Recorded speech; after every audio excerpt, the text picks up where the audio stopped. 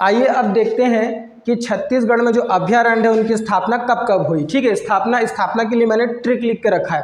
ठीक है, एकदम आसानी से याद हो जाएगा। देखिए 1974, ये डेट याद रखिएगा। ठीक है, 1974, फिर वहाँ से आगे बढ़ेंगे। ठीक है, 1974 में एक लड़की है, मान लीजिए उसका नाम है सीता, तो सीता का जन्म हुआ कब हुआ? 1974 में। उसके बाद 75 में क्या हुआ? जस्ट 75 में अचानक बादल गरजा, और कितना बार गरजा? तो 76 बार गरजा। तो 74, 75 और 76 ऐसे याद रख सकते हैं आप। सीता का जन्म हुआ, अचानक बादल गरजा, और कितना बार गरजा? 76 बार गरजा।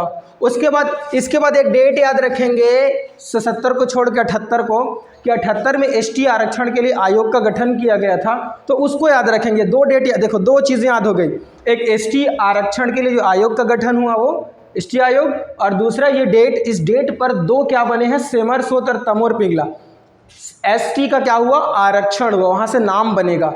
फिर 83 में 3 लोगों का नाम याद रखना, और उसके बाद 2001 में भोरमदेव बनेगा। तो चलो ऊपर चलते हैं। सबसे पहले 74 में देखो सीता का जन्म हुआ, मतलब सीता नदी, ये अभयारण्य सबसे पहले बना, सबसे पुराना है, और इसमें तेंदुओं का संरक्षण किया गया है। 75 में क्या हुआ? अचानक बादल गरजा, तो अचानक से अचानक मार, बादल से बादल खोल, और गरजा से गोमर्दा। तो वहाँ गोमर्दा में सोन कुत्ते का क्या किया गया है? संरक्षण किया गया है। 76 बार गरजा, तो बार 9 12, ठीक है, और यहाँ सांपों का संरक्षण किया गया है। 78 में एसटी को क्या मिला? आरक्षण मिला, तो एस से सेमर सोत और ता से तमोर पिंगला, नील गायों का संरक्षण हुआ है वहाँ। 83 में 3, 83 में कितना? 3, भैरमगढ़, पामेड़ और उदंती। 2001 में भोरमदेव, सबसे नवीनतम जो है क्या है? अभयारण्य है। अगर बात करें क्षेत्रफल की और उसके क्रम की, तो उसके लिए भी मैंने आप लोगों के लिए ट्रिक रखा है। देखिए एकदम आसान। मोर सीता अचानक से चली गई, एक छोटा सा चीज़ याद रखना है भाई आपको।